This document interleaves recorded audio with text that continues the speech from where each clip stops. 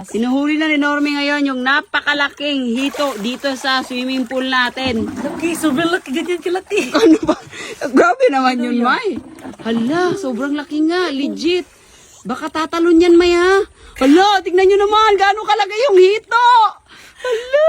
Mas malaki pa yan sa paa mo, May. Grabe, May, oh. Yung hito, mas malaki pa sa paa. Hala, May. Yambak, May. May, giuntol ni mo. Parang halimaw. Sa sobrang laki yung hito, guys. Tignan nyo naman. Wow! Wow!